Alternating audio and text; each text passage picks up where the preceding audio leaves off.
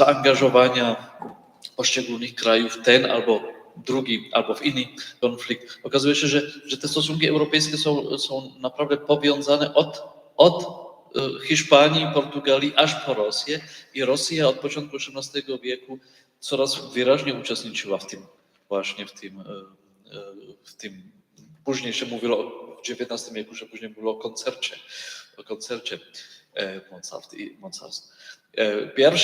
Pierwszy okres, który to pokazał właśnie tą obecność Rosji, to był sam początek XVIII wieku. Z jednej strony mamy tutaj Wielką Wojnę Północną, a z drugiej strony mamy wojnę o dziedzictwo hiszpańskie, która też trwała 14 lat, więc te wojny trwały bardzo podobnie, zaczynali w podobnym, jednocześnie prawie i trwali bardzo długo i te konflikty byli wzajemnie powiązane, więc do całej tej sieci europejskich stosunków wstępuje Rosja i ona jest w ciągu XVIII wieku ona jest coraz mocniejsza. Powstaje z drugiej strony konkurencja, nie tylko austriacko-pruska, która jest nowa w XVIII wieku. Ona dopiero powstaje w XVIII wieku, gdzieś tam po początku XVIII wieku.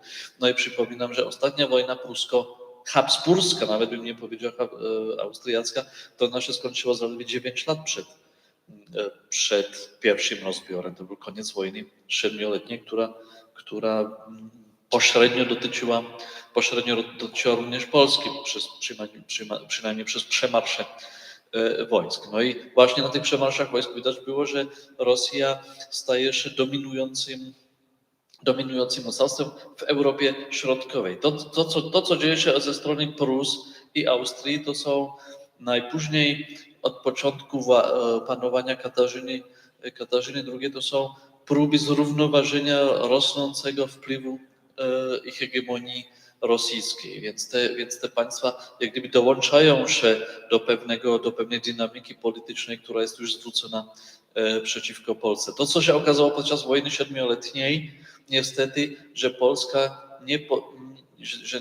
że z punktu widzenia Prus, ale potencjalnie też Austrii albo też Rosji, że Polska już nie działa jako kordon, jako państwo buforowe, że tam się okazało, że zwłaszcza Rosjanie i Prusacy, ale po części nawet na południu Austriacy, oni zupełnie bez przeszkód potrafili zorganizować te przemarsze przez polskie terytorium. Więc tutaj powstaje coś w rodzaju polskiej kwestii. To, co teraz z tą nową sytuacją zrobić i to, co zauważamy w Berlinie i w Wiedniu od tej wojny 7-letniej i tego bym nie lekceważył, to jest strach przed Rosją. Od połowy XVIII wieku w Berlinie i w Wiedniu panuje strach przed Rosją i cała ta strategia dyplomatyczna jest nastawiana właśnie na wyważenie tego wpływu rosyjskiego i na wzajemnym rozgrywaniu się Wiednia i Berlina. Kto będzie miał bliżej do Rosji. Właśnie to jeszcze tylko dodajmy, a czego w Polsce nie wiemy, że Prusy były właściwie w pewnym momencie podporządkowane Rosji, miały zobowiązanie płacić ogromne kontrybucje w sytuacji, kiedy Rosja będzie w wojnie z Turcją. I tak się stało. W tej kluczowej wojnie, która doprowadziła do pierwszego rozbioru, Prusy po prostu musiały wyłożyć na to ciężkie pieniądze. I to, co jest nowe jeszcze w XVIII wieku, to jest tworzenie się nowoczesnych państw, to znaczy Prusy, Austria od połowy XVIII wieku są w drodze tworzenia nowoczesnego terytorialnego państwa ze stałą, mocną armią, z podatkami, z nową administracją. W Austrii w ogóle chodzi o powstawanie Austrii. Austria w zasadzie nie istnieje. To jest taki konglomerat krajów habsburskich, które są dziedziczne, są nierozłączne, ale istnieją obok siebie. Nawet w roku 1084, kiedy powstało Cesarstwo Austriackie, to w tym ogłoszeniu jeszcze się mówi o poszczególnych krajach jako o państwach, o naszych państwach w ramach tego cesarstwa. I tutaj pogłębia się różnica pomiędzy tymi państwami. Z jednej strony japońską, z drugiej strony różnica w sile tych państw. W Austrii, w Prusach powstaje nowoczesna, a przede wszystkim bardzo silna i mocna armia. Rozwija się cały system podatkowy. To, czego w Polsce prawie nie ma. Są różne starania też jeszcze podczas Sejmu Czteroletniego oczywiście cały ten system podatkowy unowocześnić, ale od samego początku XVIII wieku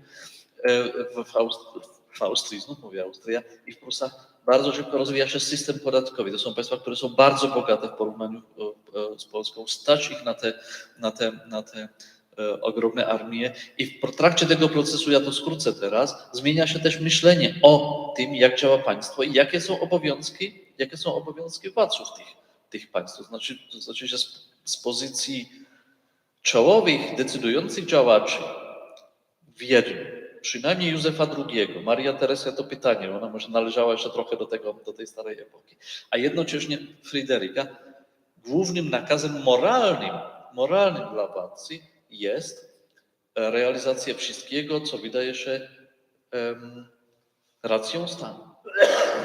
Z punktu widzenia Fryderyka na zagarnięciu Śląska albo później na rozbiorach polskich nie było niczego niemoralnego, bo jego moralną maksymą było rozwijanie państwa pruskiego, poszerzanie go, wzmacnianie go. I to, co było zupełnie nowe w tym kontekście europejskim, a może nie zupełnie nowe, ale nowe na poziomie realizacji, to była myśl podziału państwa. To znaczy, że sąsiedzi dogadają pomiędzy sobą bez udziału właśnie tego państwa, tego kraju ofiary. No i we wzajemnych negocjacjach, nie? Jeżeli ty otrzymasz to ja muszę otrzymać to i trzecia strona otrzyma to, no i tam się negocjuje pomiędzy tymi dworami, ale ta myśl, że ten kraj pomiędzy nami jakim sposobem będzie podzielony, to jest pewna rewolucja w tej myśli europejskiej dyplomatycznej. Więc ten podział, te rozbiory polskie w pewnym sensie, one były bardzo nowoczesnym rozwiązaniem.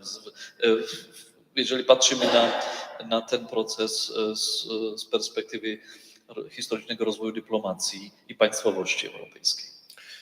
To w takim razie do Galicji wrócimy jeszcze porównawczo, bo niech ona tam z tyłu głowy nam zostaje. Ten proces podziału Rzeczpospolitej wtedy, w tym momencie, chociaż konsekwentnie doprowadzony do końca, nie był jedynym procesem, bo musimy pamiętać o tym, że podobnie obierana była Turcja. I Rosja dogadała się z Austrią, Rosja przejęła Krym i wszystko to, co do Krymu prowadziło. Austria wzięła północną Mołdawię, północną Besarabię i sobie przyłączyła. Oczywiście to nie było tak konsekwentne, jak w przypadku Rzeczpospolitej. Tam były silniejsze wpływy Francji. No dobrze, ale to teraz spójrzmy na to z perspektywy Pomorza. Można by oczywiście powiedzieć, że z jednej strony zbieg tych wydarzeń międzynarodowych, przestawienie wektorów właśnie tych polityczno-państwowych, na które to wektory Rzeczpospolita zupełnie nie znajdowała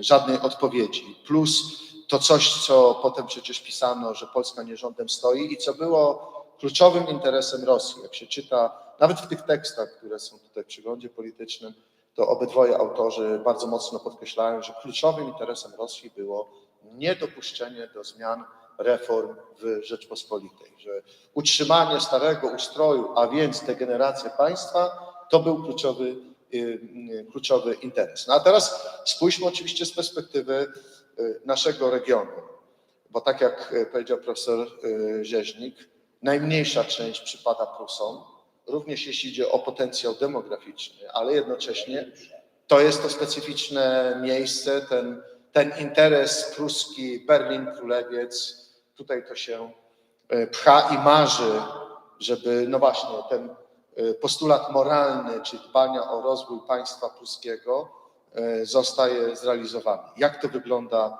z perspektywy pomorskich doświadczeń? Mikrofon. Istotne jest to, że Prusy Królewskie były rzeczywiście najbogatszym, najwyżej rozwiniętym pod względem gospodarczym regionem Rzeczypospolitej, obojga narodów.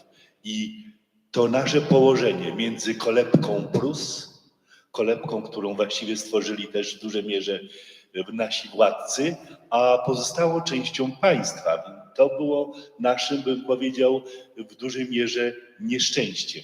I jeśli weźmiemy pod uwagę rzeczywistość społeczno-gospodarczą Prus królewskich, w porównaniu do tego, co było w państwie pruskim, to zwróćcie Państwo uwagę, że pierwszą rzecz, którą zarządził władca pruski, to był kataster fedrycjański, czyli rejestr posiadłości wszelkich i wynikających z tego dochodów.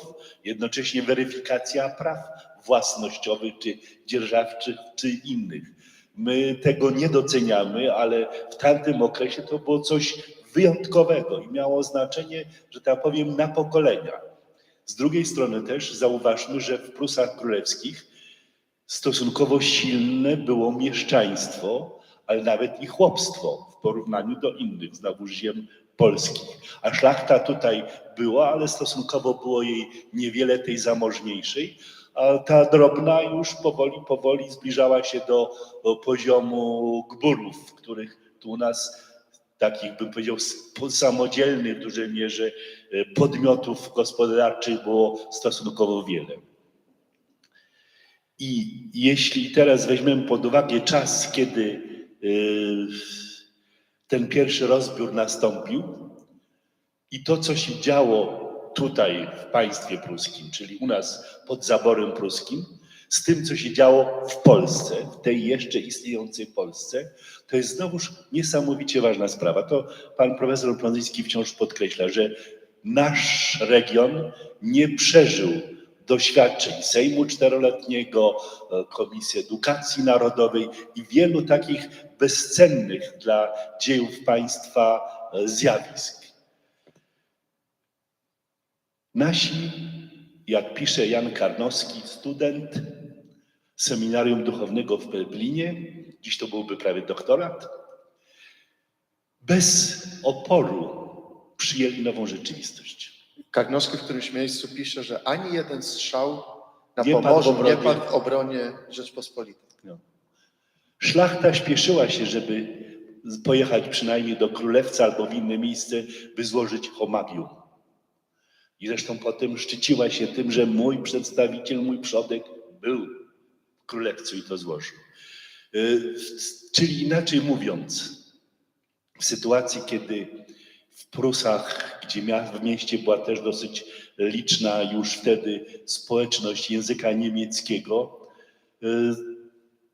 ten rozbiór nie wywarł szczególnego wrażenia. Jednocześnie szlachta polska bardzo się uchciwiła na kredyty, które landszafta pruska szczodrze ziemianom, jeszcze szlachcie, że tak powiem, udzielała. I z tego się wzięła jej potem tragedia, gdyż bardzo, bardzo wielu polskich szlachciców, ziemian straciło majątki, nie mogąc spłacić długów i poszły te majątki na subhastę. Tu polecam Państwu lekturę wspomnień Natalisa Sulerzyskiego z ziemi chełmińskiej, później działacza narodowego w zaborze pruskim, w Prusach Królewskich, posła do Sejmu pruskiego, który nawet w ostatnich latach życia naraził się tak dalece Prusakom, że uciekł do Krakowa i w Krakowie napisał te swoje wspomnienia. W tej rzeczywistości państwa pruskiego, gdzie znowuż pomyślano o tym, jak sobie kupić drobiazg choćby szlachecki, gdzie powołano szkoły kadetów.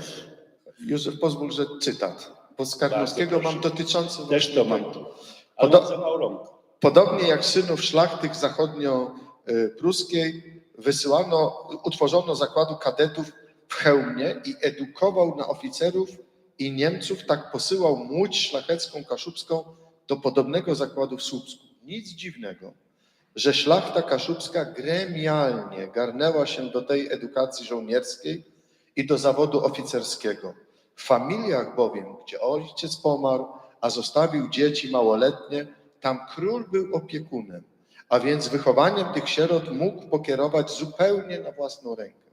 Posyłał ich do kadetów, poza tym tej ubogiej, zaściankowej szlachcie kaszubskiej musiała się służba królewska w mundurze oficerskim wydawać bardzo ponętną i idealną, zwłaszcza, że szkoła w cudzysłowie ich nic nie kosztowały. Ale dodaję, Owe jednostki edukowane w szkole kadetów zniemczyły się kompletnie, ale zostało to bez wpływu na ludność kaszubską jako taką, gdyż owe jednostki nigdy do kraju nie wróciły, ani kontaktu z nim nie utrzymywały. Ale to chyba nie do końca jest prawda.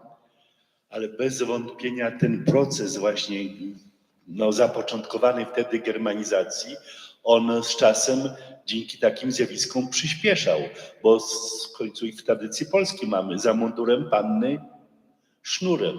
Zdjęcia w rodzinach naszych czasami się sprzed I wojny pojawiają, kiedy są ci pradziadkowie z Pickelhaubą i to była rzecz, powód do dumy, prawda? Albo też opowiadano, że służył w gwardii królewskiej w samym Berlinie itp. itd. Zresztą ten Berlin nie był wtedy dla naszych ludzi dosyć rychło już w pierwszej połowie XIX wieku jakimś obcym miastem, bo był bliżej, a jednocześnie wiemy, że wkrótce został połączony też koleją i więc był otwarty, że tak powiem, kierunek na zachód.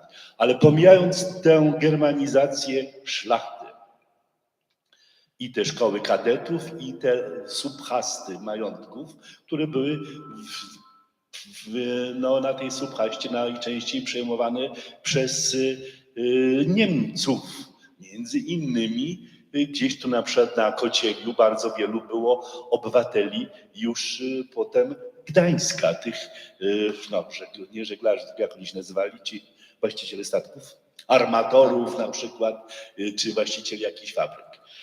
Ale inna rzecz bardzo istotna, która też szybko zaistniała w Prusach i była chyba najważniejszym procesem w ciągu całego wieku, po prostu zmierzającym do unowocześnienia gospodarki. Ale poczekaj, Józef, ja wiem, że chcesz mówić o reformach, to w drugiej części.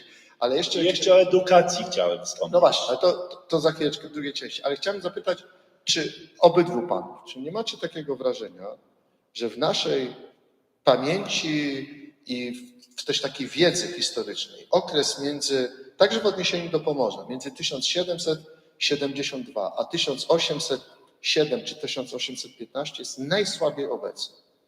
W zasadzie tak jakby ten pierwszy, a to jest okres życia dwóch pokoleń. Wtedy, kiedy już jesteśmy w zupełnie innym reżimie prawnym, innym reżimie ustrojowym, to tak jakby znikało, bo potem właśnie pojawia się już reformy pruskie, już ta pruska droga do kapitalizmu, o niej za chwileczkę w konsekwencjach powiemy, ale ja mam takie wrażenie, także z mojej edukacji historycznej, że właściwie to jest jakby, nie chcę powiedzieć czarna dziura, ale jest to wyjęte gdzieś tam, wzięte w nawias. Ale ta dziura bierze się stąd, iż dla tej społeczności, zwłaszcza szlacheckiego państwa polskiego, niewiele się zmieniło. Najwyżej właśnie najpierw zyskał, potem stracił, ale generalnie to nie było coś nadzwyczajnego. A jak wygląda ten pierwszy okres właśnie w Galicji? No właśnie, dochodzimy do tego porównania, ale ja bym może jeszcze zahaczył właśnie o ten słupski, o tą służbę, bo niektórzy jednak wracali i wiemy, że kiedy wrócili z tej służby, to oni wracali na ten swój język kaszubski, polski, ale ze służby, nie? Jak opuścili pruską służbę. A co musimy sobie przypomnieć? Ten pierwszy rozbiór dla większości szlachty nie był żadnym szokiem, bo oni byli przyzwyczajeni do tego, że przychodzili tutaj obce wojska i było bardzo ciekawe, że im chwileczkę to trwało, zanim oni zrozumieli, że to już tak zostanie. To po pierwsze. Po drugie, służba w obcym kraju, w wojsku obcego kraju nie była niczym niezwykłym w polskiej szlachcie i nawet magnaterii. Było zupełnie normalne, że się wychodziło do Prus, do Francji już, Saksonii. Jan Henryk Dąbrowski zaczyna karierę, długo rozwija swoją karierę w wojsku saskim, saksońskim, a nie w XVIII wieku. No i przypominam Józefa Poniatowskiego. I teraz przypominam taką ciekawą historię, bo marszałek austriacki, który pierwszy wkroczył na polski teren, już 69, Nowotarszczyzna jest okupowana przez Austrię, to był marszałek Lacy. I kiedy Sejm Wielki zwrócił się do Poniatowskiego, żeby on opuścił służbę austriacką, u niego rozwijała się Mają otwartą karierę w wojsku austriackim. Był adiunktem cesarza Józefa II. No i teraz ma wracać do Polski. I ten Józef Poniatowski zwraca się do tego Lassiego, dzisiejszym rozumieniu, powiedzielibyśmy, okupanta, i pyta go, co ja mam robić? Ja nie chcę do tej Polski, nie? Bo to przecież to nie jest wojsko, co oni tam mają. Ja chcę tutaj rozwijać dalej. No w końcu musi wrócić, bo to był warunek króla, nie? Jego zezwolenie na właśnie tą służbę w Austrii, że na zaproszenie to on wróci do Polski. Więc to jest zupełnie normalne. I jeszcze to jest bardzo ciekawe, ja zrobię skok tutaj, 1812, wojna na wschodzie. Powstanie Generalna Konfederacja Królestwa Polskiego. Jest jej pierwszy sejm, pierwsze spotkanie. Przyjeżdża, kto stoi na czele? Adam Kazimierz Czartoryski. Przyjeżdża z Galicji. I on tam występuje na tym sejmie. I co on ma na sobie? On ma na sobie mundur feldmarszałka austriackiego. I wydaje mi to się zupełnie normalne, bo lepszego munduru nie ma. Nie? On na to uroczystość otwarcia Sejmu Generalnej Konferencji zakłada najlepsze, co ma, i to jest mundur marszałka austriackiego. I dopiero w tym okresie u młodszej generacji pojawia się coś takiego, że to. Ale wracając, że chyba to nie jest zupełnie, że chyba nie powinno tak być. Ale wracając do tej Galicji, tam sytuacja była podobna i bardzo różna. Różna ona była w tym, że urzędnicy austriaccy, oni nie mieli doświadczenia z tym krajem. Dla pruskich urzędników, oficerów, to zawsze był kraj, przez który oni podróżowali, który z wielu powodów był trochę podobny do tych Prus, nie? Późniejszych wschodnich. No i znali ten kraj przynajmniej z przejazdów. Jak przychodzą Austriacy do Galicji, to oni w ogóle nie wiedzą, co to jest, co jest grane. Jest taka bardzo ciekawa korespondencja. Kanclerz wiedeński, hrabia Kaunitz, książę później, Maria Teresa i Józef. I oni korespondują i wyjeżdża pierwszy gubernator, hrabia Pergen, do Galicji, do Lwowa. I oni mu dają katalog, to jest kilkadziesiąt pytań i to są podstawowe pytania. I Pergen wysyła z Galicji i odpowiada na te pytania. To są podstawowe, oni nie wiedzą, co to jest, jak wygląda miasto w Galicji. Oni nie wiedzą, co to jest szlachta. Tam się okazuje to kulturowe zderzenie, że się okazuje, że to nie chodzi o to, że nobilitację albo w ogóle przynależność do szlachty wygląda inaczej, że szlachta ma inne prawa, inne przywileje, ale tam się okazuje, że za tym pojęciem kryje się coś zupełnie innego, też w sensie społecznym, prawnym, politycznym, kulturowym, jakimkolwiek. Więc to jest zderzenie. I Austriacy właśnie mają z tym poważny problem, żeby w ogóle się zorientować, z jakim krajem mają do czynienia. Tam są masy tej drobnej szlachty. Tam są w pewnych regionach, zwłaszcza w środku i na wschodzie, są takie te klasyczne zaszczanki szlacheckie. I oni w ogóle nie wiedzą, co z tym zrobić. I całe lata szukają, dosyć szybko, ale jednak lata szukają rozwiązań. I co było inne jednak, i co jest bardzo ciekawe w tej Austrii, ja powiedziałem, że Austria nie istniała, że nie było jeszcze państwa austriackiego. I na tym tle oni nie mieli innego rozwiązania niż powołanie, w cudzysłowie polskiego, osobnego kraju królestwa. I teraz proszę sobie przypomnieć, to był jeden z najwyższych tytułów Habsburgów, bo oni byli cesarzami jeszcze, nie? I oni mieli królewskie tytuły, mieli tylko na Węgrzech, w Czechach, w Chorwacji i do tego dochodzi galicyjski. Więc to było bardzo takie wysokie usytuowanie tej Galicji, ale dlaczego teraz osobne królestwo? No właśnie, że cała monarchia Habsburgów składała się z poszczególnych historycznych krajów. On w Czechach panował, Habsburg w Czechach panował z tytułu króla czeskiego, na Morawach z tytułu margrabi morawskiego. Tak samo było w Tyrolu, tak samo było na Węgrzech, tak samo było w Styrii. A więc żeby zrobić właśnie to było ciekawe, że wyodrębnienie specjalnego kraju na zagarniętych polskich terenach było najlepszą strategią zupełnej integracji tych polskich terenów w ramach państwa, późniejszego państwa austriackiego. Co za różnice wobec tych Prus i tej nowej prowincji, gdzie znów ta normalizacja, ta integracja jest tylko możliwa, że zrobi się z tego w miarę możliwości normalna pruska prowincja. Jeżeli chodzi, ale tutaj to, co było jeszcze dotknięte, to była różnica pierwszego, drugiego rozbioru. Naprawdę ten pierwszy rozbiór szlachta nie walczyła, nie protestowała, miasto zresztą też nie jest taki. Andrzej Grot opisuje tak bardzo pięknie, jak Elbląg się bronił, nie? Bo oni mieli rozkaz, żeby nie wydawać Elbląga, garnizon polski, żeby nie wydawać Elbląga bez walki. Więc oni się dogadali z Prusakami, Prusacy wystrzelili 2 razy na bramę miejską i szef garnizonu powiedział, dobrze, broniliśmy, była walka, teraz wycofamy się z miasta. I w jednym momencie, mi się wydaje nawet na rynku, w jednym momencie są jeszcze odchodzący Polacy i już tam wkraczają Prusacy. W Galicji było bardzo podobnie. Tutaj musimy jeszcze sobie przypomnieć jedno, że to jak doszło do że wynikiem tej sytuacji w Polsce w epoce saskiej w XVIII wieku była decentralizacja też w sensie tożsamości. Dzisiaj wiemy, że zdecydowana większość szlachty jednak o wiele bardziej się utożsamiała ze swoimi terenami, ze swoimi powiatami, najwyżej województwami i Rzeczpospolita to dla zdecydowanej większości nich było coś bardzo, bardzo abstrakcyjnego. Warszawa, nawet druga część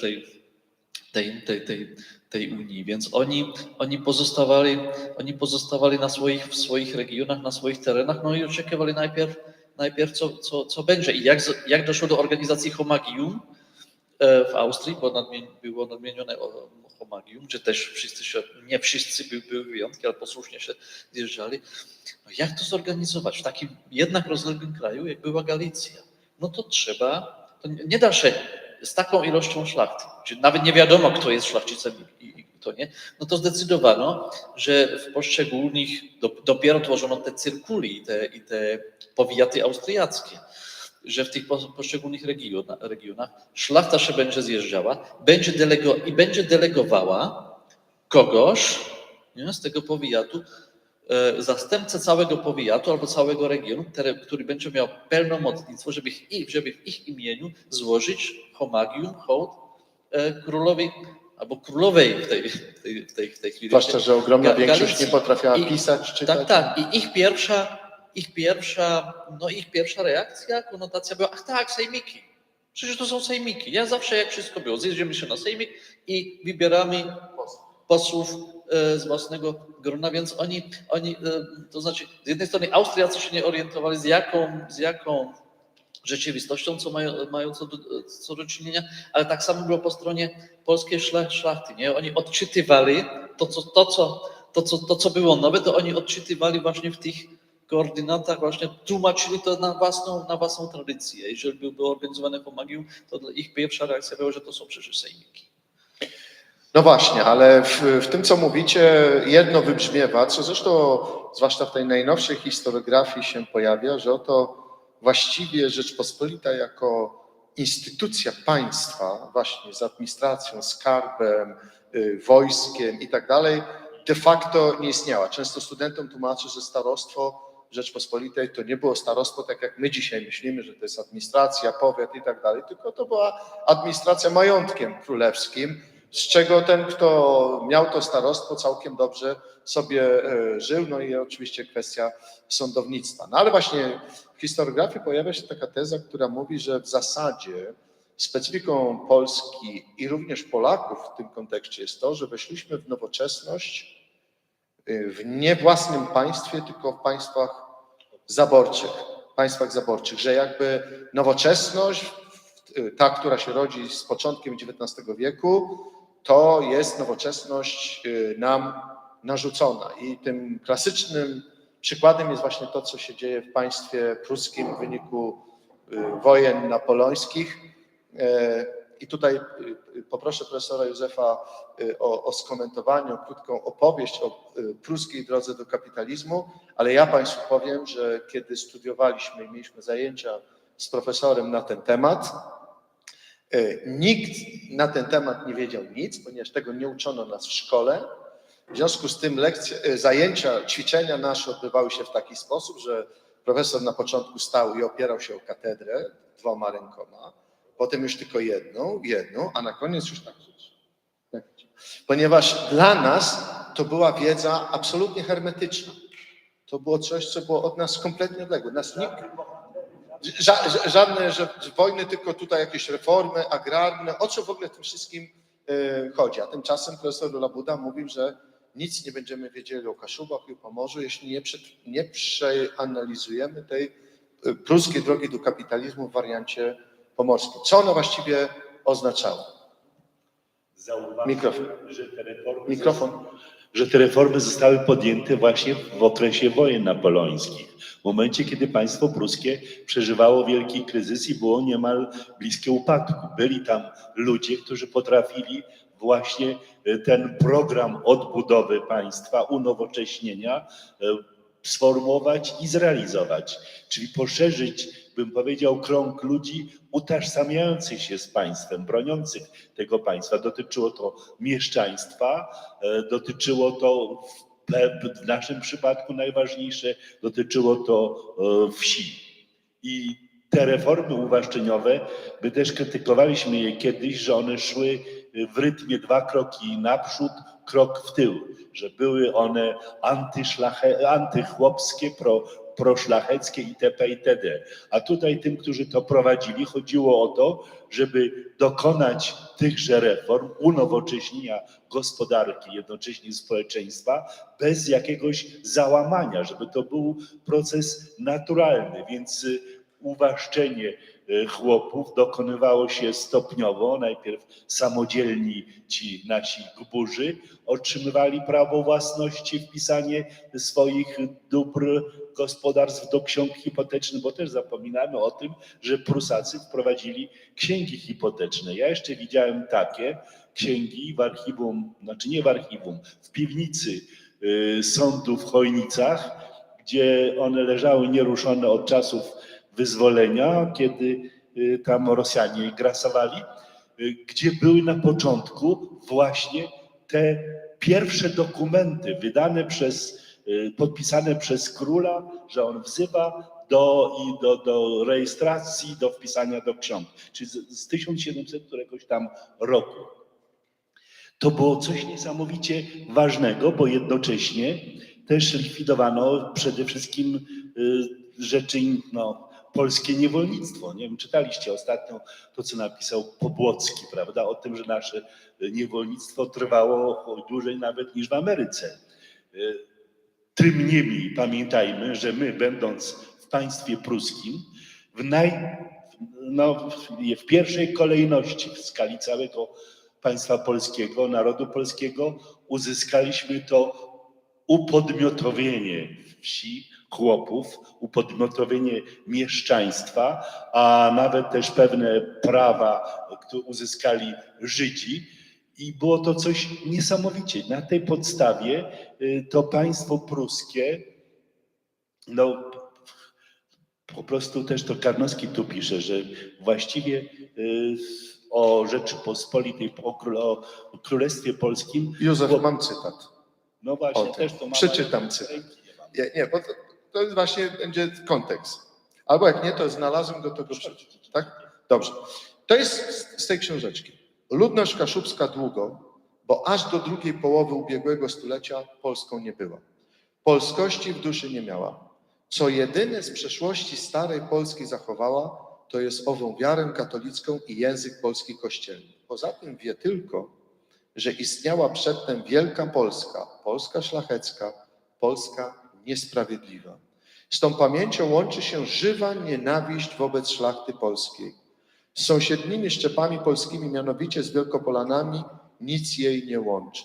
Polak to istota, której dowierzać, na której polegać nie można.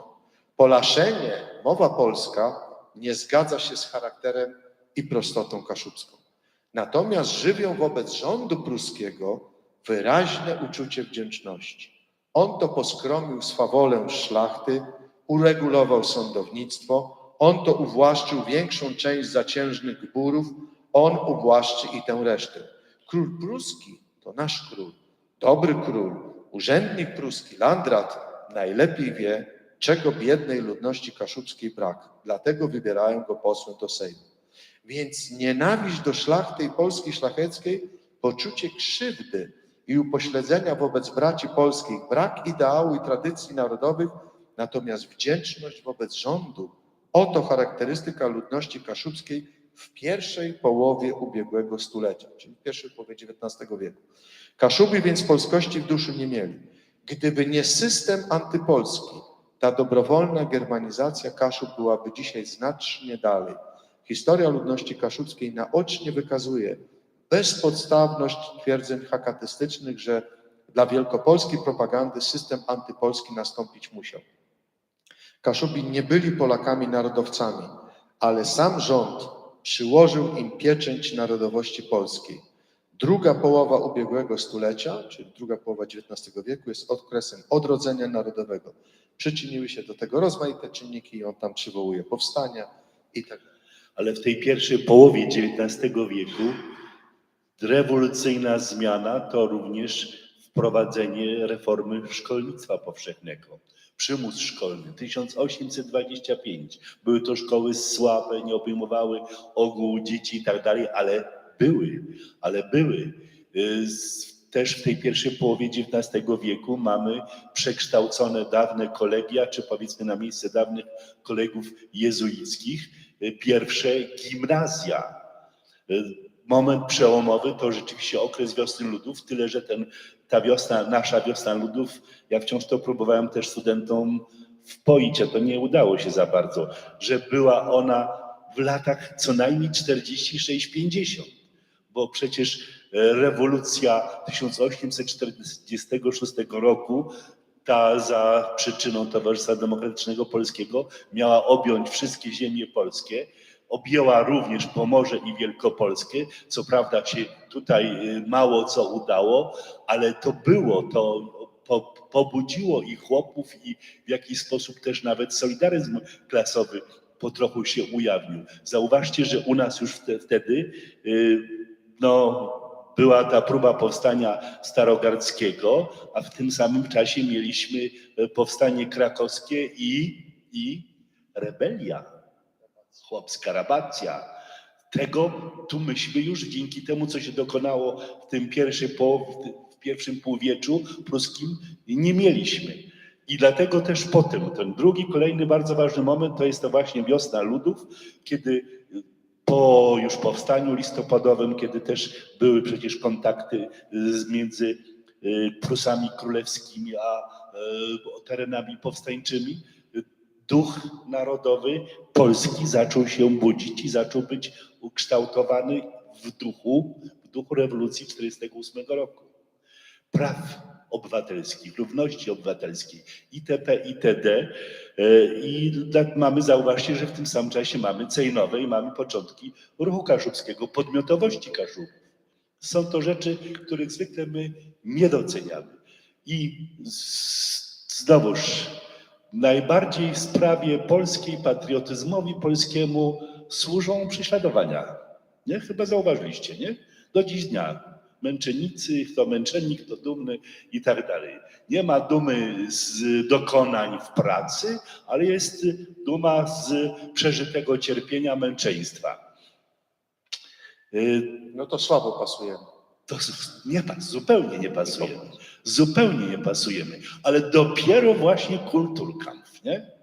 Kiedy ten rząd pruski wystąpił przeciwko Kościołowi, z którym bardzo społeczność pomorska, bo nie tylko Kaszubi, była związana, z którą utożsamiała również polskość, spowodował, że skutek był odwrotny, prawda?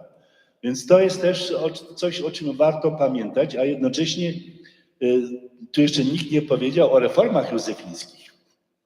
To za chwileczkę o to zapytam. To wracam do XVIII wieku, prawda? U nas reformy związane z Kościołem to Bulla de Salute Animarum 1821, przejęcie własności kościelnej, to były też rzeczy, bym powiedział, rewolucyjne. Co prawda dzisiaj prawie wszystko oddaliśmy, nawet z nawiązką, ale wówczas to była budowa świeckiego państwa, struktur podstawowych. No właśnie, Ta opowieść o tym, co się w Prusach dzieje na początku XIX wieku i co właściwie trwało przez całe 100 lat, bo te reformy zostały zainicjowane w wyniku... Wejdę w słowo. My nie bierzemy tego pod uwagę, że myśmy dotąd żyli dłużej w państwie pruskim niż w polskim. Że te 150 lat to jest co najmniej 6 pokoleń. No właśnie, anegdotycznie mogę przywołać, jak marszałek Wielkopolski, marszałek województwa wielkopolskiego powiedział w takim duchu, że no łączy nas to pruskie doświadczenie, to zaczęto wytykać mu, że to jest hołubienie Prus, a chodziło właśnie o to, że łączy nas doświadczenie życia w zaborze pruskim, w tym specyficznym modelu państwa, które to doświadczenie jest praktycznie nieobecne w pamięci polskiej. Wystarczy prześledzić historiografię, która teraz się rozwija, tą nad ludową historią Polski. To jest bardzo modny teraz, bardzo mocno eksponowany nurt w historiografii, ale też w debacie publicznej. I w kluczowych pozycjach z tego nurtu w zasadzie doświadczenia zaboru pruskiego, no i jeszcze Wielkopolska trochę się pojawia, ale Pomorze, doświadczenie Prus Zachodnich czy Prus Królewskich jest tam praktycznie w ogóle nieobecne z bardzo prostego względu, że gdyby ono tam się pojawiło, to wymagałoby to zweryfikowania bardzo wielu tez, mówiących na przykład właśnie o długotrwałym tym niewolnictwie czy systemie pańszczyźnianym, ale u nas ono się skończyło 2 albo i 3 pokolenia wcześniej niż skończyło się w innych 2-3 pokolenia. Policzcie 826, 21, a 864 w Królestwie Polskim. A jednocześnie jeszcze jedna bardzo ważna rzecz. Prawo. Bo państwo pruskie było praworządne. To prawo mogło być w duchu antypolskie, ale było przestrzegane. W końcu jest nawet taki kawał, że Kaszubi byli kiedyś bardzo zaangażowani w procesy i pytanie było zwykle, o co ci idzie, nie? O ten majątek, o tą krowę, o to? Nie, o ten recht. Nie idzie o to idzie o ta cześć. O to prawo. I rzeczywiście on mógł przegrać na poziomie powiatu, nawet w sądzie odwoławczym, prowincjonalnym, ale w Lipsku wygrał. To jest Jan Karnowski pisał właśnie, którego tu często przywołujemy, chcesz poznać naturę Kaszuby, zajrzyj w sądowe akta. Ale jednocześnie w tych sądowych aktach było wyraźnie, że jeśli ode mnie z Gochów, a namiętnie się postszlachecka społeczność procesowała, jeśli mieli jechać do Czuchowa, a było to 40 kilometrów z okładem, to uprzejmie prosili, aby procesy sądowe nie odbywały się na Przednówku, no bo chatko jechać gdzieś tam do Czuchowa, to trzeba konia, furaż, futer, tam trzeba przenocować, do karczmy trzeba iść, a na Przednówku pieniędzy nie było. Najlepiej procesowało się późną jesienią. Ale obie strony jechały często na tym samym wozie, w tej no nazad. Nie, no to oczywiście, bo to było na zasadzie zaoszczędzenia.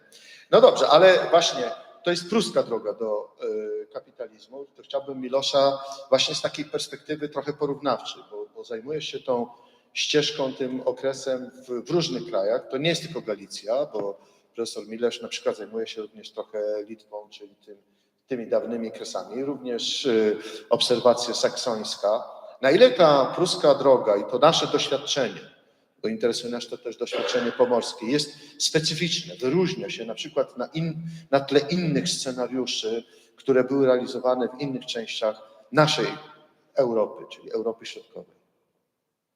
No ona jest po części podobna, bo tam działał dyskurs ekonomiczny był bardzo podobny. Jeżeli porównamy to, co się dzieje w Austrii, to, co się dzieje w Prusach, to jest podobna myśl państwowa, polityczna, ekonomiczna, społeczna nawet bym powiedział. I ta Austria wprowadza bardzo podobne reformy. Już na początku 80. lat XVIII wieku zostanie obalona no to niewolnictwo, tam jest różnica, nie? Że niewolnictwo już początek 80. lat, ale pańszczyzna trwa aż do 48 roku, tylko że ci chłopi są w sensie prawa austriackiego wolnymi osobami. To nie działa tak, to nie jest tak łatwe wyprowadzić się, ale teoretycznie oni mają zawsze w każdej chwili prawo wyprowadzić się z tego dominium albo decydować o swoim życiu. Nie potrzebują już zgody pana. I to, co się wprowadza w Austrii, to jest, po niemiecku to się nazywało Prozessfähigkeit. To są też 80 lata, to znaczy zdolność poddanych chłopów, to znaczy wszystkich poddanych, procesowania się nawet z własną zwierzchnością. Tak? To znaczy oni mogą u sądu zaskarżyć własnego pana i się z nim procesować i czasami sąd im daje rację, bo państwo ma swoje interesy w tym, że chroni tych poddanych chłopów. Tak samo w Austrii jest. Austria jest jednym z pierwszych krajów, gdzie zaprowadza się obowiązek szkolny, nie? Chodzenia powszechny obowiązek. To też nie działa. Jest zdecydowana mniejszość dzieci, którzy uczęszczają do szkół, ale na papierze coś takiego istnieje. Powstają państwowe szkoły i później też różnie, nie wyższe szkoły, ale różne tam gimnazja państwowe. To też jest dosyć nowe dopiero po rozwiązaniu jezuitów, nie? Zakonu jezuickiego. Są szkoły w Austrii upaństwowione, te wyższe szkoły. Jest podobna sytuacja jak w Polsce, kiedy powstaje Komisja Edukacji Narodowej. Bo co z nimi, nie? Co z tymi szkołami pojezuickimi? Tam trzeba się zastanowić, nie? Bo jezuici mieli obok PR-ów mieli monopol na to szkolnictwo średnie. Ale wracając do tego wątku ekonomicznego i tej nowoczesności, tego rozwoju kapitalizmu, ono to się akurat w Galicji opóźnia, w Austrii w ogóle to się opóźnia, ale są kraje, które później w XIX wieku dosyć prędko się rozwijają. To są zwłaszcza Czechy. Są zwłaszcza Czechy, Praga, Pilzno i te niemieckojęzyczne obszary, austriacki Śląsk, gdzie się mocno inwestuje, no i po części Dolna Austria. I właśnie te kraje dominują całą strukturę ekonomiczną Austrii, więc to prowadzi do tego, że inne regiony mają takie, dostają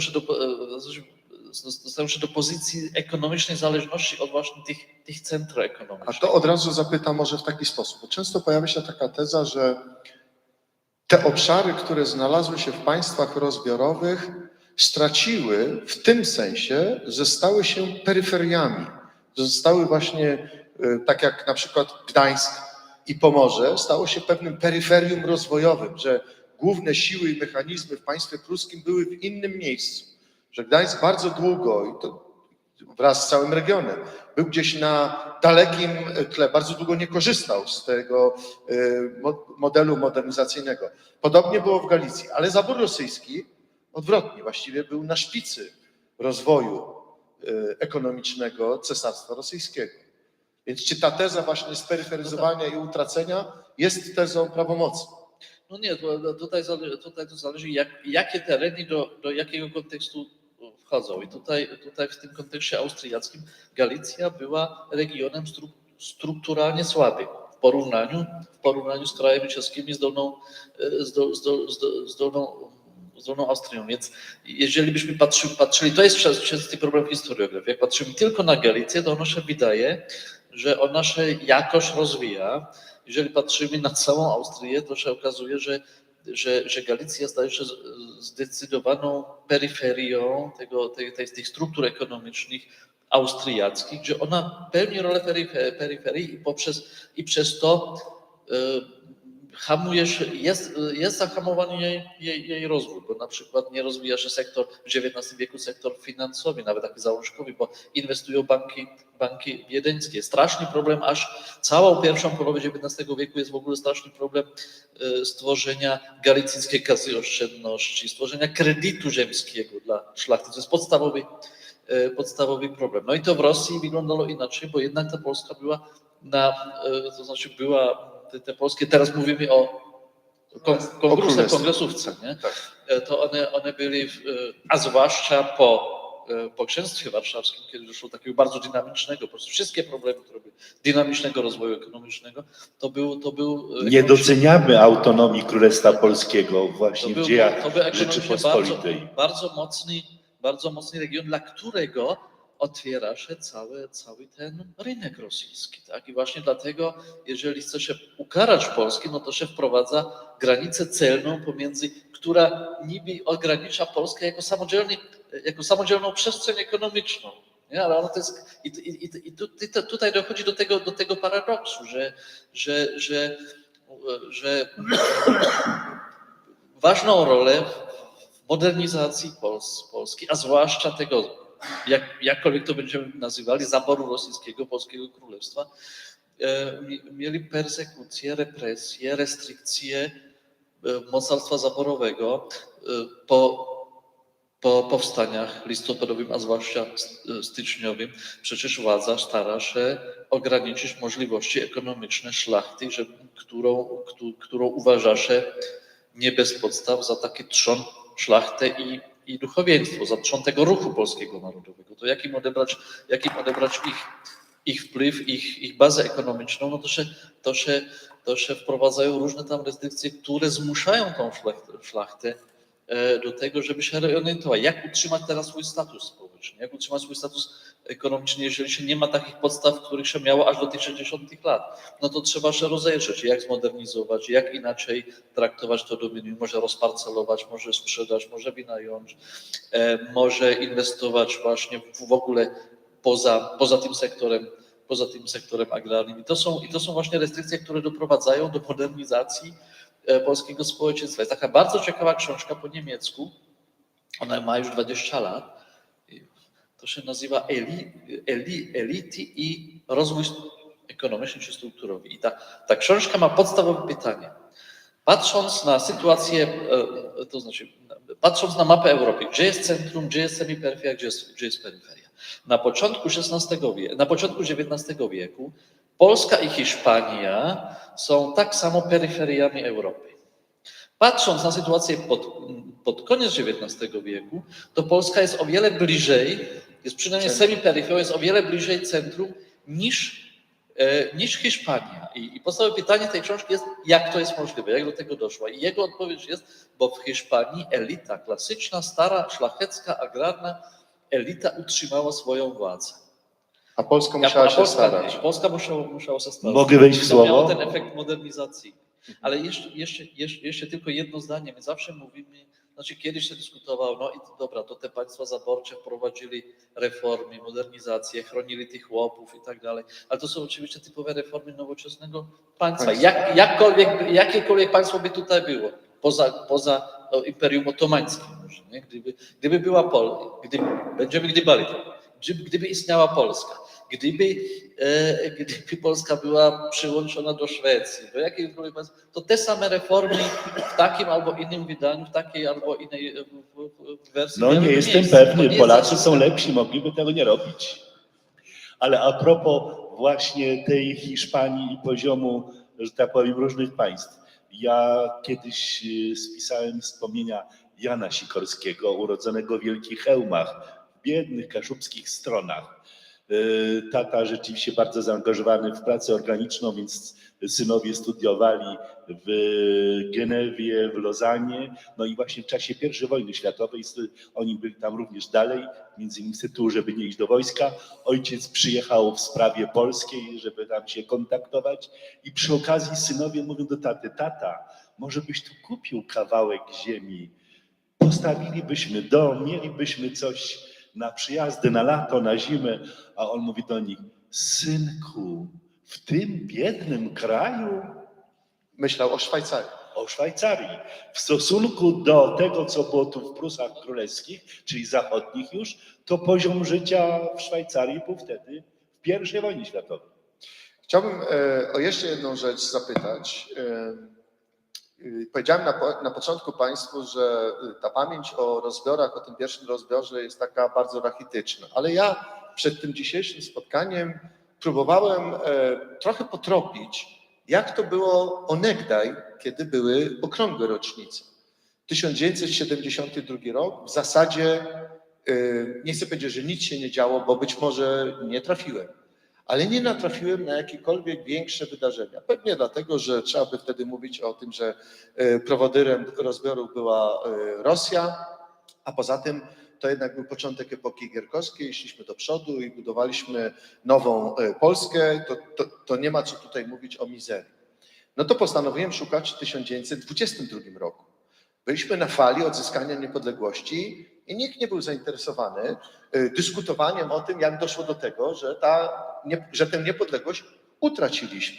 I w zasadzie w prasie pomorskiej na przykład, przyjrzałem Słowo Pomorskie i tak dalej, i nie mogłem trafić na jakieś, w tych, oczywiście nie całe roczniki nie przejrzałem, ale w tych momentach, gdzie tam w sierpniu, gdzie była rocznica traktatu rozbiorowego, no to sięgnąłem jeszcze dalej. I jest tekst Jana Karnowskiego, Refleks scenowizmu.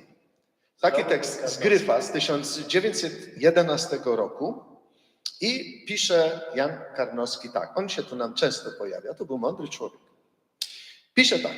Wpadł mi kiedyś do rąk ciekawy adres pana Cichockiego, byłego wójta Amtsvorsteher Bruskiego z Brus, wystosowany w roku 1872, a konto 100-letniej rocznicy przyłączenia Prus Zachodnich i Kaszub do Królestwa Pruskiego, do króla pruskiego i własnoręcznie jemu przez pana Cichockiego wręczony w Malborku. Adres ten opatrzony jest 200 podpisami znanych obywateli, gospodarzy Kaszubów, Polaków z Brus i okolicy. Sprawa ta swego czasu w czasopismach polskich dużo narobiła wrzawy i otrzymała nazwę Cichocczyzny. Szczerze mówiąc, nigdzie nie znalazłem artykułu na ten temat, gdzie to było.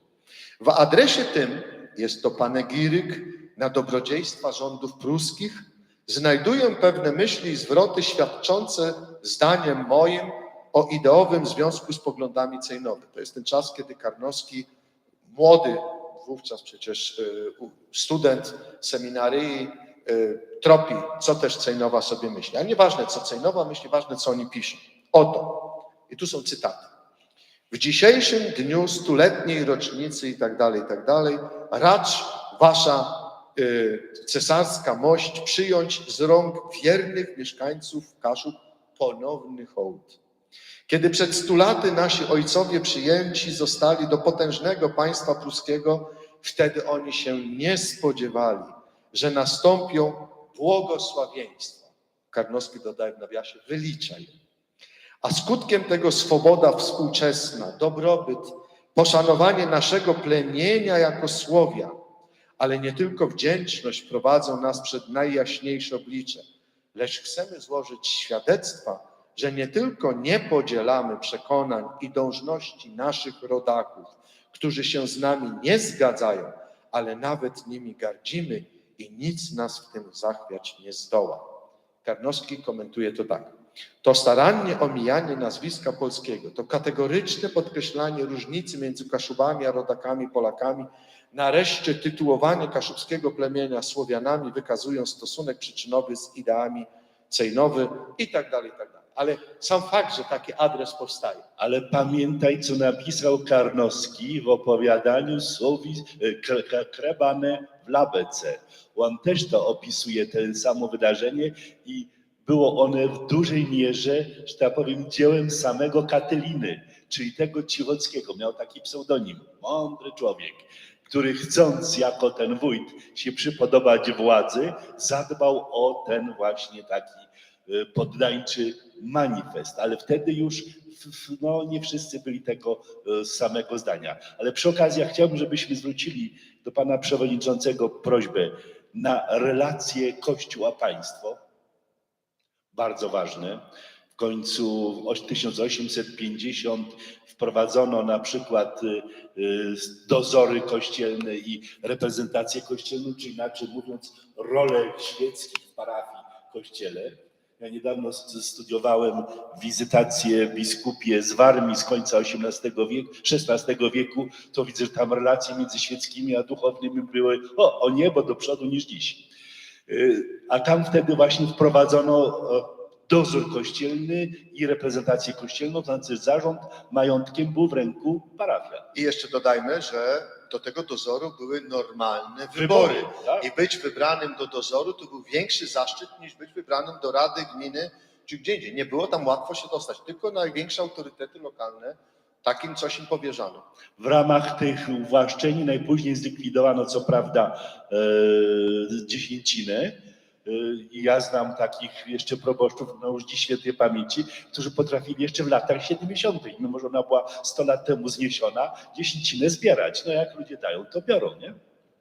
No właśnie, to jest też przyczynek do ta relacja państwo-kościół i ona jest bardzo istotna z punktu widzenia tego cytatu wcześniejszego z Karnowskiego, kiedy Kaszubi, ale to dotyczy też innych Pomorzan, identyfikują się z polskością, wtedy kiedy zostaje przez władzę pruską zaatakowany Kościół katolicki. Oczywiście z punktu widzenia państwa niemieckiego chodziło o integrację państwa i wyłączenie oddziaływania czynników zewnętrznych, czyli podporządkowanie całej struktury. Zdarzyły się wtedy rzeczy straszne, mianowicie z punktu widzenia oczywiście Kościoła, mianowicie wprowadzenie ślubów cywilnych i zasada, że najpierw jest ślub cywilny, czyli ślub państwowy, wtedy pojawiają się księgi Urzędu Stanu Cywilnego i niezależny urzędnik, a dopiero potem idziesz do kościoła, którego chcesz, albo i nie idziesz do kościoła. I zwróć uwagę, że to działało na naszym terenie aż do momentu, kiedy podpisaliśmy nie tak dawno konkordat, który to usunął i zmodyfikował, a to funkcjonowało czasów pruskich.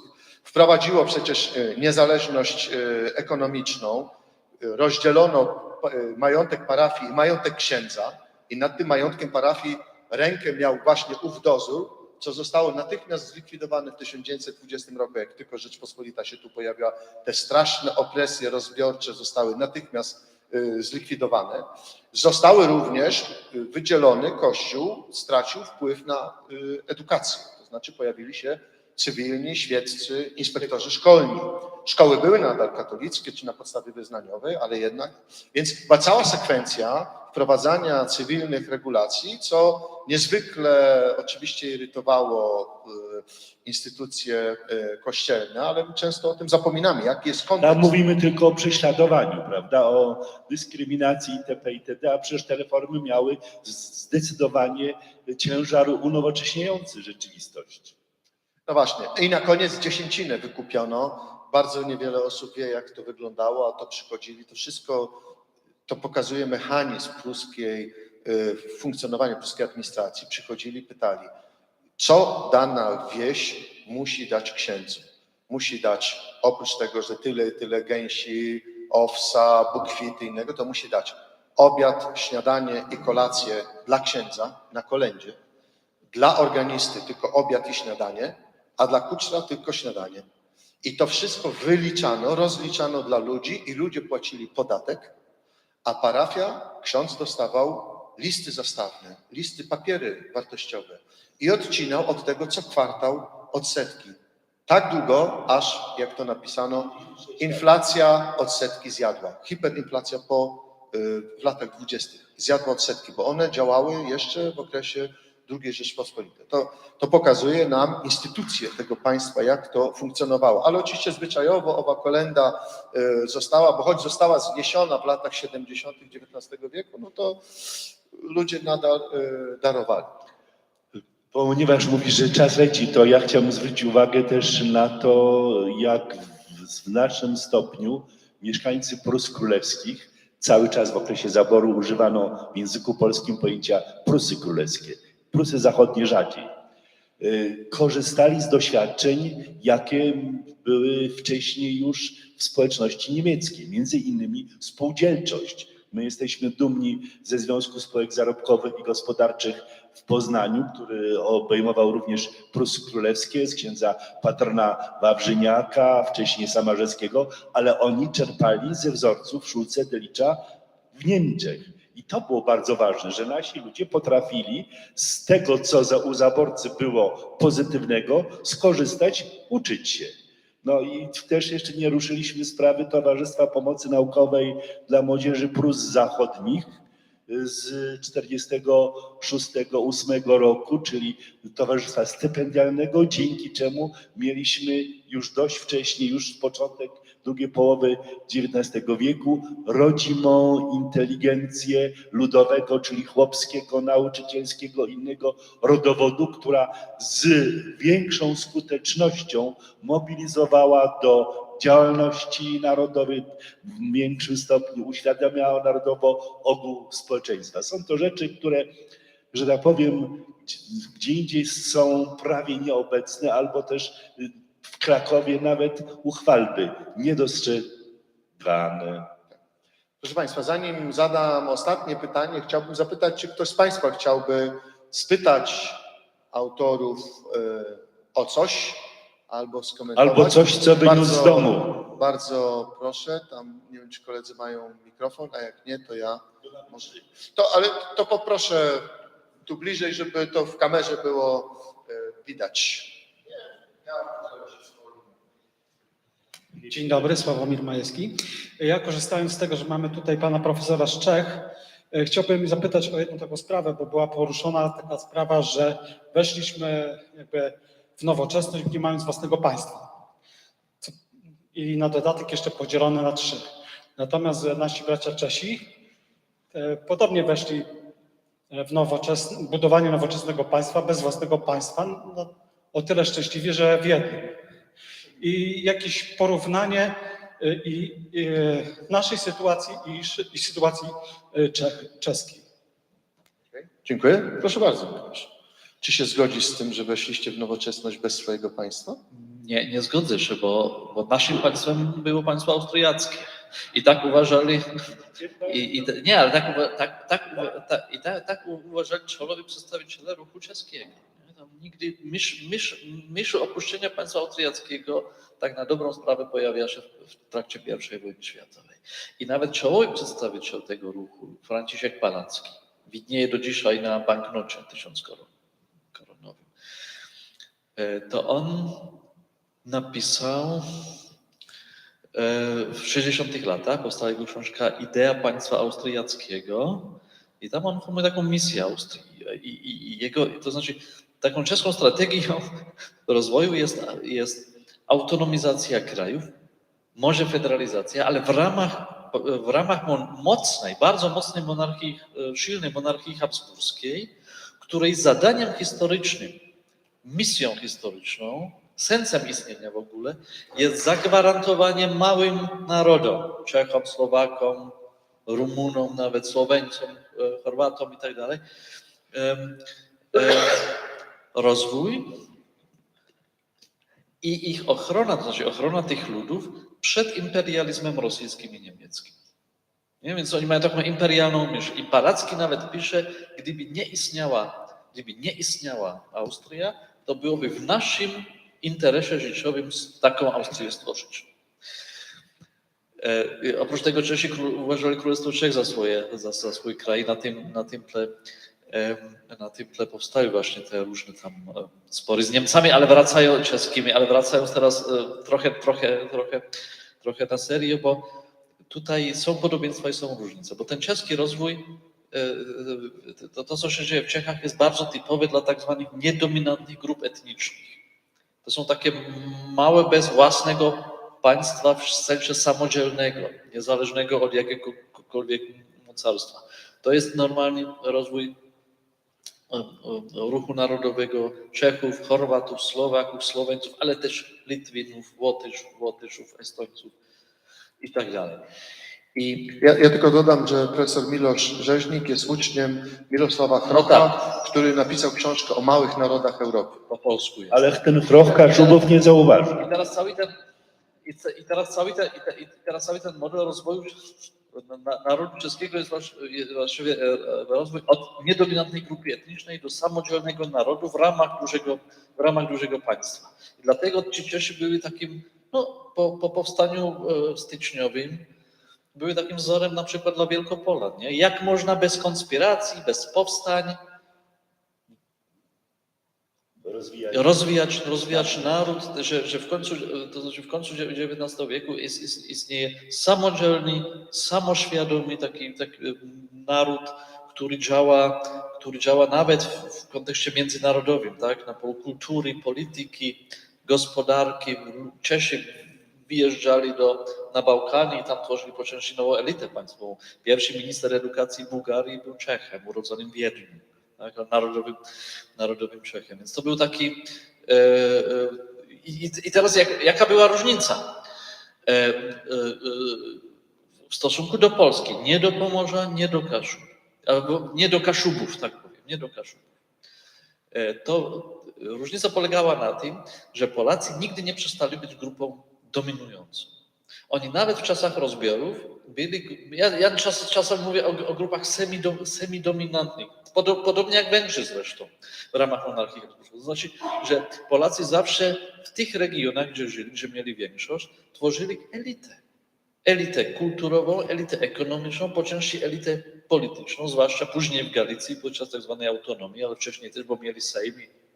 Na Sejmie była prawie i tylko prawie wyłącznie szlachta polska, a nie jakaś tam inna, było tam kilku tam urzędników austriackich, którzy otrzymali inkolat albo indygenat galicyjski, ale to była zdecydowana mniejszość i oni się i tak polonizowali w ciągu XIX wieku, te austriackie rodziny urzędnicze, wiele z nich. A Polska Polska nie utraciła takiej ciągłości tradycji właśnie elity i co z tego płynie, na przykład roli języka elitarnego. Tutaj to jest nieprzerwana rola polskiego jako języka elit, jako języka wysokiego, języka literackiego, języka funkcjonującego jakoś w szkołach, mniej lub bardziej zależy w jakim okresie, w jakim konkretnym okresie i w jakim kraju. I tego nie było. Czesi w XIX wieku mieli podstawowe pytanie, co to jest czeski język? Jakie gwary należą jeszcze do czeskiego języka? Co będzie w ogóle podstawą kodyfikacji? Bo nie było, ta rola, elitarna rola czeskiego języka była przerwana w XVII wieku. Był rozwinięty język literacki, humanistyczny, początek XVII wieku, był język urzędowy Królestwa Czeskiego, był język elit, szlachty. To się zmieniło. I oprócz tego były narody, które w ogóle takiej tradycji nie mieli. Słowacy nie mieli takiej tradycji, albo Wotysze.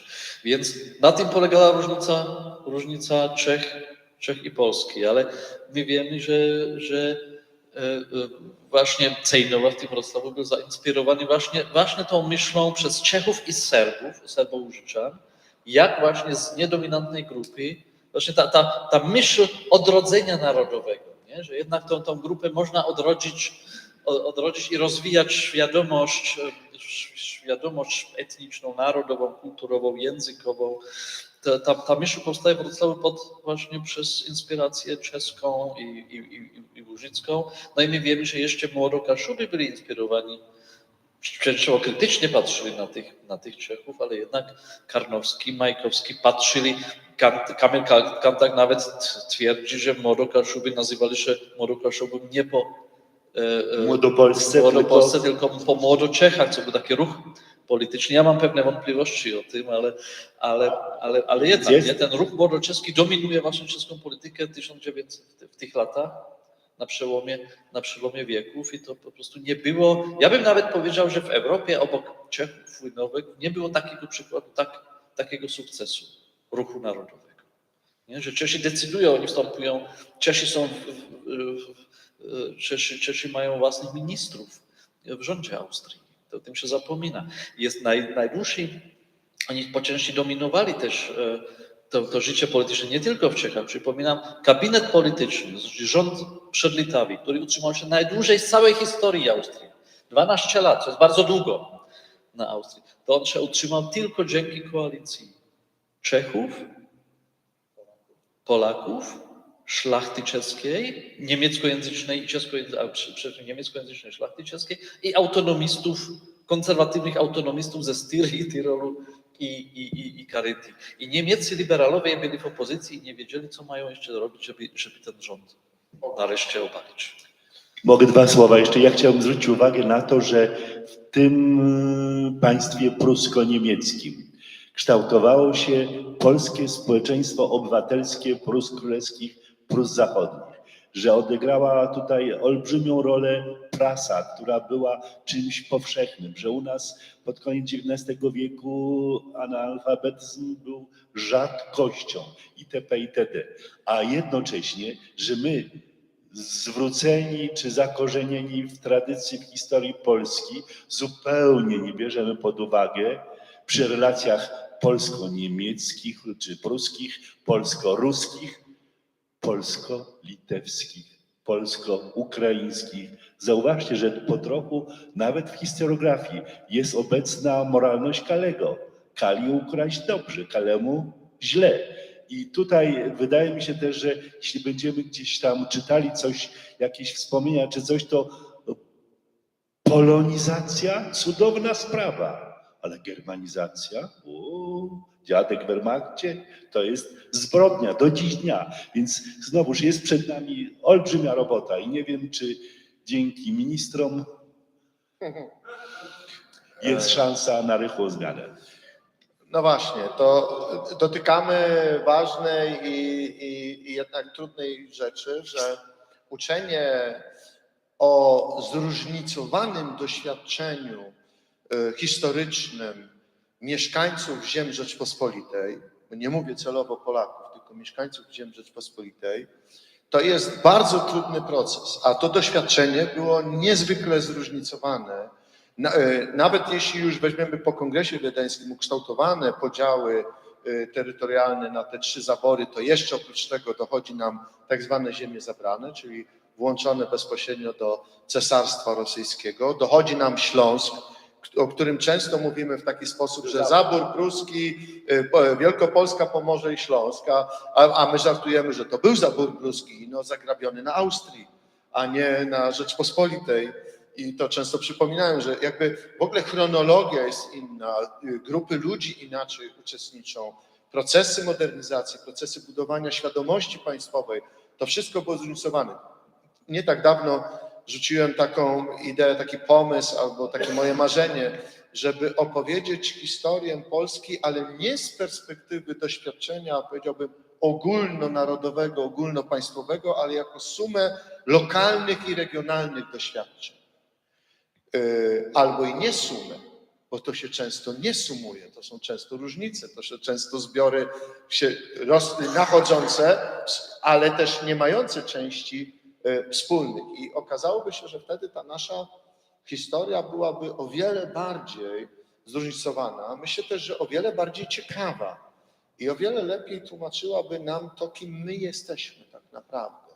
Bo kiedy w skali mikro zaczynamy wczytywać się w lokalne historie, zaczynamy wczytywać się w lokalne genealogie, opowieści rodzinne, to nagle okazuje się, że nic nie jest tu proste, że wszystkie ścieżki się zapętlają, światy się schodzą w tych opowieściach rodzinnych i światy się rozchodzą, że ludzie nigdy nie byli zamknięci w jednym miejscu i nie spotykali się z nikim innym, a bywało wręcz przeciwnie. I to doświadczenie jest doświadczeniem wszystkich społeczności pogranicza, ale fenomenem jest to, że cała Rzeczpospolita i nie tylko Rzeczpospolita, z tego jak słyszeliśmy, była właściwie jednym wielkim pograniczem, gdzie granice właściwie pływały i trudno było je wyznaczyć i wytyczyć. Bardzo serdecznie, Józef, jeszcze chciałeś? No, Tak? Proszę. Parę bym chciał na wesoło powiedzieć. Jedna rzecz. Ostatnio rozmawiałem z moim przyjacielem na temat koleżanek i kolegów sprzed 50 lat i co oni dzisiaj robią, więc jeden kolega z naszych stron jest po doktoracie na UMK w Toruniu, już jest też emerytem, mieszka w Gdańsku, bo tu dzieci są i spotkał Tadeusza i Tadeusz mówi, no jak tam? No wiesz, ten Gdańsk, czarnych na ulicy tyle, obcego języka, to nie to, co Toruń, Polska. Słuchajcie, jakie piękne, tak? Inna rzecz też. My jesteśmy bardzo dumni z rodowodów szlacheckich, nie tylko Obrach Prądzyński i inni. A ja wciąż przypominam to, co mi właśnie kiedyś doktor Marceli Łukowicz z Torunia, ale studiujący przed I wojną w Berlinie, mający wujka oficera tam wysoko postawionego w pruskim wojsku i ten wujek, już emeryt wojskowy, mówił mu, synu, czy tam Marceli, pochodzenie szlacheckie to żaden wstyd, ale tym bardziej powód do dumy. Słuchajcie, to jest rzecz, której dzisiaj nie spotkamy, nie? W tamtym czasie w Berlinie już początek XX wieku takie, jakby ktoś powiedział, obywatelskie, że tak powiem, rozumienie czy obywatelska mentalność. Dziś my idziemy raczej jedziemy na wstecznym biegu. Jeszcze widziałem tutaj jeden głos. Bardzo proszę, mikrofon. Piotr Bogdanowicz. Ja chciałem bardzo podziękować panom, bo w wielu punktach to, co usłyszałem, jest jakby bardzo zgodne z takim moim doświadczeniem wieloletniego dyrektora liceum ogólnokształcącego na przykład. Ale dla mnie rozpaczliwą sprawą jest dochodzenie do tych wniosków przez takiego jak ja, absolwenta polskiej szkoły, który ze zdumieniem przeczytał w roku 1978, chyba w Znaku, to była taka publikacja profesora Cywińskiego, który zadał sobie pytanie, a kto dowiedział się z Polaków, że Polska straciła niepodległość. Dla mnie to pytanie było szokiem. Ja byłem przekonany, że dowiedzieli. Jak to nie wiedzieli? Wszyscy wiedzieli. Ale Cywiński sprawdził. Po prostu sprawdził, analizując listy prywatne, analizując... Nie. Kilkanaście procent. Ja bym powiedział, używając dzisiejszego terminu, grupa trzymająca władzę. Grupa trzymająca władzę, to znaczy ja to pytanie zadałem kilka dni temu panu profesorowi, kto zauważył, że mamy rozbiory. Gdybym ja nie znalazł tej publikacji profesora Cywińskiego, to bym dalej uważał, że jak to, wszyscy wiedzieli, bo przecież to była tragedia narodowa i dziwne, że ludzie nie popełniali samobójstwa. Ale tak byłem wychowany, tak byłem wyedukowany. W Gdańsku, wielkim, poważnym mieście. Natomiast ja nie wiem, czy panowie sobie zdali sprawę, że to, co panowie powiedzieli, to jest hymn pochwalny dla Unii Europejskiej. Dziękuję. Oczywiście, to czysta herezja. Czekamy na reformację. My zawsze uważamy, że Unia Europejska jest tylko kopią monarchii habsburskiej. Tak. Dobrze, proszę państwa, ten ostatni wątek jakby pokazuje nam też pytanie dotyczące tego, czy istnieje wspólnota komunikacyjna. Bo co to znaczy, że ktoś się dowiedział? Że muszą istnieć kanały przekazu informacji funkcjonujące. Zwróćcie uwagę, że jeśli dzisiaj mówimy o bańkach informacyjnych przy tak rozbudowanej sieci komunikacyjnej i jakże często ludzie nie wiedzą różnych rzeczy, choć dowiedzieć się dzisiaj nie jest trudno, to cóż dopiero wtedy, skoro z samej definicji społecznej kompetencji komunikacyjnej, czyli po prostu potrafienia pisania i czytania, ta grupa osób była bardzo ograniczona, a grupa osób zainteresowana szerszym problemem niż tylko problem, że tak powiem, mojej najbliższej parafii czy mojego najbliższego otoczenia, ona jeszcze była mniejsza. Ile było osób takich, których horyzont wyobrażenia i wiedzy, kompetencji wykraczał poza granice prowincji?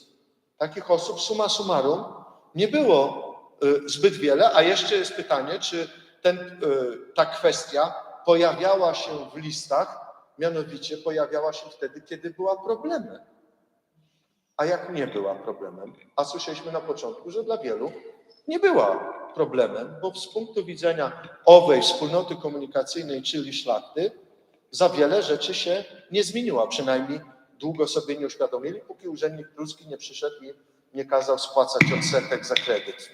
To już było znacznie gorzej. A można się nie zgodzić z panem profesorem w jednej sprawie, że to nie cała elita, czy ta grupa sprawująca władzę, bo bardzo wielu jej przedstawicieli miało rychło wspólny język z zaborcą i nawet służyło zaborcy. To też nie był grzech, nie? Przecież ci nasi jurgieltnicy robili to całkiem oficjalnie. No to jedynie książę prymas był przyzwoity. Zwąchał linę, wolał proszek niż drabinę, nie? Milosz? No, musimy sobie przypomnieć, XVIII wiek to są społeczeństwa jeszcze jednak przednowoczesne, więc nie ma tej społecznej komunikacji, mobilności, a zwłaszcza komunikacji. Tak samo chyba było na Śląsku w połowie XVIII wieku. Większość ludzi, 90% tego nie zauważyli, bo tych urzędników, znaczy ta klasa urzędnicza, ona dopiero powstaje. To nie było tak, że teren jest przyłączony do Austrii i do Prus i każdy spotyka austriackiego urzędnika. Nie, to było nawet w Austrii, jak powstają cyrkule w Galicji, to było parę ludzi tam. Parę ludzi gdzieś tam w tej Bochni i w Jaśle może i tak dalej. Tych ludzi nikt nie widział. To było parę ludzi, dlatego państwo robi to, że ono przenosi te zadania znaczy administracji publicznej, ono przenosi na dominia. Bo państwo coraz więcej chce wiedzieć o kraju i o ludności, ale nie ma na to urzędników, więc i na Śląsku język jest ten sam, konfesja jest ta sama, urzędnika nikt nie widział, ale ja myślę nawet, jest teraz takie szersze porównanie, jakbyśmy powiedzmy w roku 1750 zapytali przeciętnego, to znaczy przedstawiciela zdecydowanej większości, nie? Chłopa albo mieszkańców wsi, jakbyśmy spytali w Szwecji, w Hiszpanii, w Danii, a jak ma na imię twój król, to by nie wiedział. To by nie wiedział. Ja muszę wam dopowiedzieć, że gdybyśmy dzisiaj zapytali niemałą część uczniów, kto jest premierem albo tego, to myślę, że wielu nie wiedziałoby. Szczerze mówiąc, do życia im to nie jest potrzebne i osobiście nie bardzo się dziwię. Chociaż zadaję często pytanie, i to można odnieść do XVIII wieku, jak mieszkańcom na przykład tego obszaru, na którym tu jesteśmy, jawiło się państwo. Co to znaczy, że jak i gdzie się stykał z państwem? Dzisiaj często obywatel pójdzie i pierwsze jego zetknięcie z państwem to są urzędy. Jest Urząd Stanu Cywilnego, jak się dziecko urodzi, samorząd i tak dalej. My mamy cały czas kontakt, ale to jest późny produkt. W XVIII wieku kontaktu z państwem, nawet powiedziałbym więcej, z instytucjami publicznymi. Z czym spotykał się ktoś taki, kto mieszkał tutaj w Gdańsku? Spotykał się z parafią, czyli z instytucją kościelną, spotykał się z cechem. Z cechem. I no jak nabroił, to może z sądem się spotkał. I oprócz tego niewiele bardziej. Instytucje publiczne. Były oczywiście instytucje prywatne, karczma i tak dalej. No to się wszystko działo. Więc musimy sobie przestawić i myśleć o tym, jak państwo funkcjonuje. To jest oczywiście też pytanie, to jest pytanie, na ile Polska nadążała za procesem strukturyzowania, instytucjonalizowania się państwa.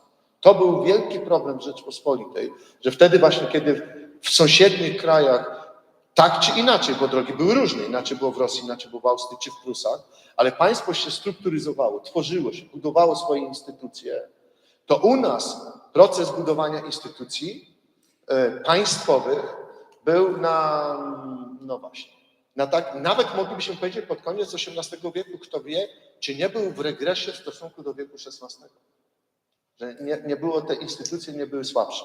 Proszę Państwa, dziękując Państwu, ja zastanawiałem się nad tym, chociaż jak Państwo wyczuli, staraliśmy się być w konwencji dyskusji historycznej, a nie aktualnościowej, ale ja czytając różne teksty o pierwszym rozbiorze, zastanawiałem się, czy i jakie wnioski ewentualnie wypływają z tego doświadczenia, jakby wykraczające poza horyzont przeszłości, ale współczesności. Wypisałem sobie, tak czytając na gorąco, 5 takich wniosków. To a propos do tego, co też Pan powiedział na koniec. Po pierwsze, doświadczenie Rzeczpospolitej z tego czasu pokazuje nam, nie wolno być w izolacji. Jako państwo nie wolno nam być w izolacji. A my byliśmy wtedy w pogłębiającej się izolacji. Po drugie, z tego wynika, po drugie, trzeba mieć sojuszników. I to nie tylko takich politycznych, gospodarczych, dyplomatycznych czy militarnych. Trzeba mieć sojuszników, jeśli idzie o opinię. O opinię. To znaczy o opinię społeczną, czyli życzliwe postrzeganie nas ze strony kluczowych aktorów społecznych. Nie chodzi mi tylko o sojuszników w sensie państwa, ale zwróćcie uwagę, że wtedy Rzeczpospolita miała bardzo zły PR. Bardzo zły PR. I to jest bardzo aktualne. Ten PR właśnie w otoczeniu, niezależnie od relacji formalnych, takich czy innych, jest szalenie istotny. Bo to opinia społeczna, zwłaszcza dzisiaj, wymusza pewne decyzje i zachowania ze strony na przykład rządów takich czy innych. Po trzecie, co dość oczywiste, trzeba dbać o państwo. Liczy się ustrój, liczy się sprawność państwa i liczy się też praworządność. Nie bez kozery wtedy mówiono, że Polska nie rządem stoi. Nie bez kozery mówiono, że z praworządnością, z legalizmem działania byliśmy wtedy na bakier. Wydaje mi się, że to jest kolejny postulat bardzo aktualny. Po czwarte, jeszcze bardziej aktualny, liczy się jakość elity. Liczy się jakość społecznego przywództwa, bo można kryzys Rzeczpospolitej z tego czasu postrzegać w kategoriach kryzysu ustrojowego, militarnego i innego, ale można i trzeba postrzegać w kategoriach kryzysu elity, dramatycznego kryzysu elity. Powiedziałbym tak, dla Polski śmiertelnym zagrożeniem jest oligarchizacja. Oligarchia to jest największe zagrożenie dla Rzeczpospolitej. Nadal. I wreszcie po piąte, to jest odwieczne pytanie. Kto jest za utrzymaniem polskiego modelu, polskiej specyfiki, polskiej odrębności i tak dalej, a kto jest za wpisaniem się w model Zachodu? To pytanie swojacy i okcydentaliści. To wtedy funkcjonowało, to wtedy stawiało. I zwróćcie uwagę, że Rosja i Katarzyna mówiła twardo, pilnujemy polskiej specyfiki, nie damy tutaj nic zmienić. Próbowano zrobić coś na wzór zachodni i niestety to się wówczas nie udało i skutki były tego fatalne. Chociaż to, co zrobiono w epoce polskiego oświecenia, pozwoliło nam trwać, uruchomiło pewne mechanizmy, które pozwoliły nam trwać. Ale to pokazuje, że ten wybór między swojskością tak rozumianą, a drogą na zachód jest wyborem w zasadzie egzystencjalnym. I wydaje mi się, że 5 tych reguł stawia przed nami takie z jednej strony przestrogę, abyśmy pamiętali o tym, co było, ale z drugiej strony jest poważnym wyzwaniem w takim myśleniu prospektywnym, myśleniu o naszej przyszłości. Bardzo serdecznie dziękuję. Pan profesor Józef Boryczkowski, profesor Milosz Rzeźnik. Dziękuję Państwu za to, że tutaj przyszliście. Dziękuję za transmisję koledze Piotrowi Zatoniowi. Bardzo serdecznie dziękuję. Ledwieśmy dotknęli wielu spraw. Dzięki. Ostatnie pytanie techniczne. Już jesteśmy poza. Gdzie będzie można zobaczyć? Jesteśmy na kanale, na YouTubie będzie